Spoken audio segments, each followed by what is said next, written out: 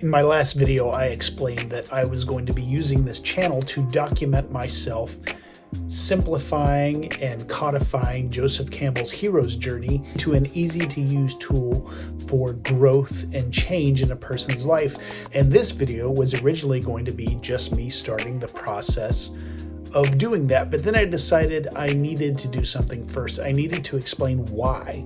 Why would I do that in the first place? Two of my inspirations for doing this are Dan Harmon and Donald Miller. Dan Harmon simplified and adapted Joseph Campbell's hero's journey into the story circle, which is a tool for writing stories. Donald Miller modified and simplified Joseph Campbell's hero's journey into the story brand. The story brand is a way of creating marketing for your business. The tool that I'm creating isn't for writing stories or creating marketing. Instead, it's for helping people create a life story, a personal myth, in the words of Carl Jung, to guide them through life. Why do you need that? Because without a story, life will crush you. Here's what I mean. The world economy is pretty much jacked up. Inflation is out of control. Prices are going higher while wages are going lower. It's really hard for some people to survive financially in this world. And when I say some people, I mean most people. At least in America, healthcare is out of control. Drugs and doctors and necessary medical procedures are exorbitantly priced, and health insurance companies don't make it easier on people to get what they need to survive. Relationships are hard, whether it's a dating relationship, which I've been married for 15 years. I watch the dating world through social media, and I can't imagine trying to be a part of that. So if you are a part of it, you have my condolences. But even outside of romantic relationships, how many of us have difficult relationships with our parents or have trouble making friends? Sometimes the easiest way to get through the economy and healthcare is by having good relationships, and it's hard to get those. And so because of these and other issues, and then the chemical makeup of our own bodies, depression and mental issues run rampant. And so all of this combined gets to be a really heavy weight that can hold people down and make them feel like life is nothing but terrible, inescapable pain. And so what do you do if you feel that way? Well, in the past, some people turned to religion. Religion ended up being a story that they could invest their lives in so that it felt like what was happening materially in front of them wasn't all there was. It gave them hope for the future and something to aim at. And so if you're one of those people that has religion in your life, kudos. You have found something that represents a story you can live by. But for a lot of other people, religion doesn't scratch the itch they need it to scratch. We see more and more people turning away from faith or never investing in faith to begin with. For some people, it's not the life preserver that it is for others. And so if you're one of those people, what do you do? Let's paraphrase Friedrich Nietzsche. If you have a sufficient why in your life, if you have a reason why you do things, you can survive anyhow, meaning you can survive whatever circumstances you live under, whether it's an out of control economy or healthcare or faulty relationships. If you have a reason why you're getting up out of bed and doing things, then you can survive all that stuff.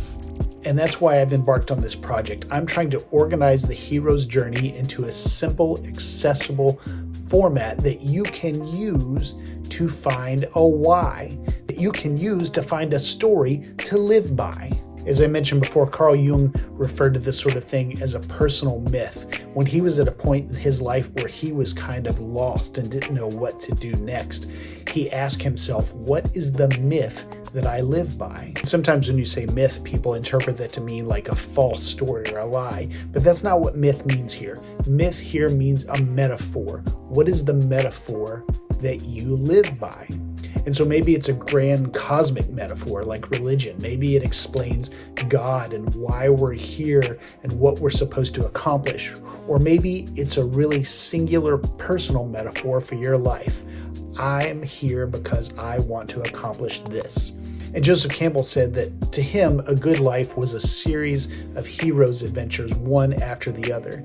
And so maybe the story that you find isn't a grand overarching story. Maybe it's a momentary, short, concrete story. I want to accomplish this. And when you accomplish it, then you pick another one. Now I want to accomplish this. And when you have either a big story or a series of little stories that give you something to aim at and focus on, it gives you purpose. It makes the economy and healthcare and sickness and relationships and all those things, it makes them bearable because it gives you a reason to rise above them.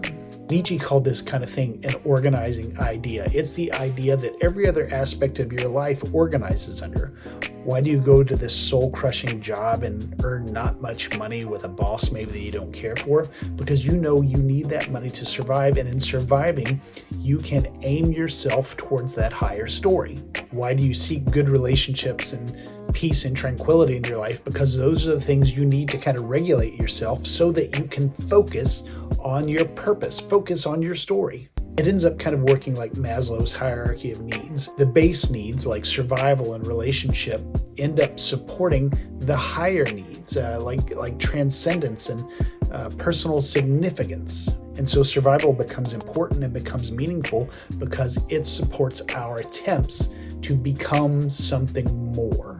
And so I realized that can almost sound kind of mercenary, like, oh, you go to a job and you have good relationships because it supports this thing you want to do. And so that can quickly become dogmatic. And so that's what we want to resist here. You want to hold to your purpose, but you don't want its importance to you to make you manipulative to other people.